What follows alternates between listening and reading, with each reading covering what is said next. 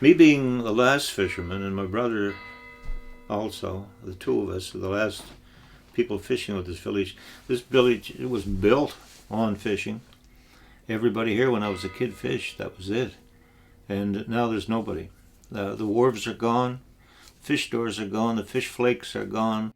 Knowing we're the only ones left, it's sad because this was a thriving fishing community. And because of what's happened over the years, I suppose, the fish are gone, and so are the fishermen. That's what happened.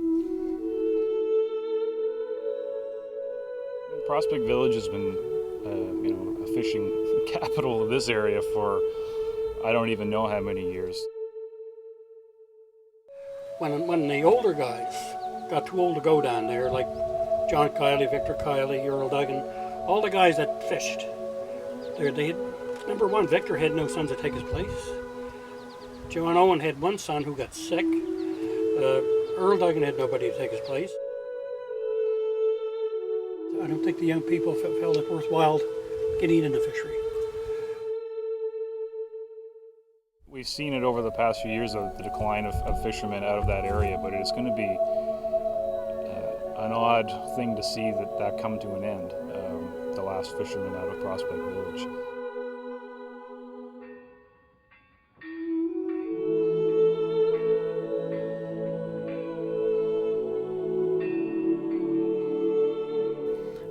Of course, since I was a kid, you were able to, anybody could have a license, a lobster license.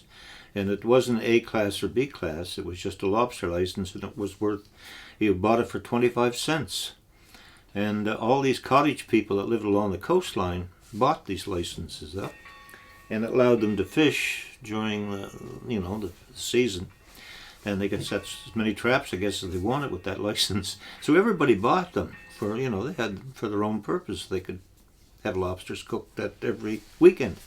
But anyway, when the government started to move in and put restrictions on the licenses, but there was so many people wanting to keep that license, so I think the government stepped in and said, okay, we'll have an A and a B.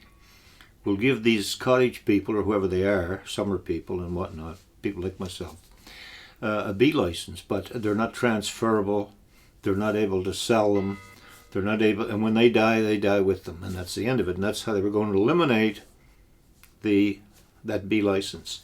So there's very few B licenses left. We're the only two here that have them, and they'll soon be gone, I guess. But I don't know, that was the way it came into being, I guess.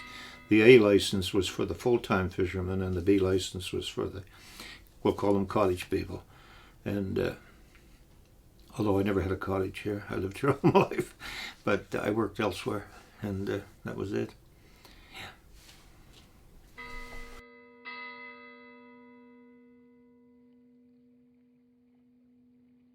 I used to fish with Kiley's, Jerry Kiley, and we had traps set, and we caught so many fish. Pollock, it was nothing to catch boatloads every day, big pollock in the trap. We would trap fish them. You could catch them on handline too. That's a thing of the past. But there was haddock, there was cod, there was halibut, there was herring, mackerel, tuna, a lot of tuna here. They even canned them in this area. They had a canner right up here back of the house. And but now the restrictions on all that stuff, now the quotas and everything just destroyed that. And the quotas are there because everything was overfished in the past, I think. But there was everything you wanted to catch here one time.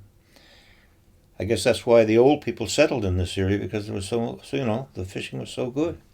And I remember Dad saying, once they put these draggers on the ocean, that's the end of fishing, ground fishing. And he was right. Anyone with common sense would know that. You drag the bottom of the ocean, you kill everything that's down there. The bycatch, okay, you may be looking for cod, but you're going to catch lobsters, you're going to catch everything down there, and that was the end of it when they started doing that. That was the end of fishing. Ever since then, it just slowed down. Even the trap fishing out here a few years back, there was huge traps out here for mackerel, and they were catching 150,000 pounds a day. And I wondered how long this could keep going. And this was just here, Prospect, one place. And you got the whole coastline, Nova Scotia here, where they were fishing, trap fishing. for mackerel. And, you know, we were catching millions of pounds probably a day along this coast. And how long can that last? Now you can catch all kinds of mackerel out there. They're about 4 inches long. So, what does that tell you? Yeah.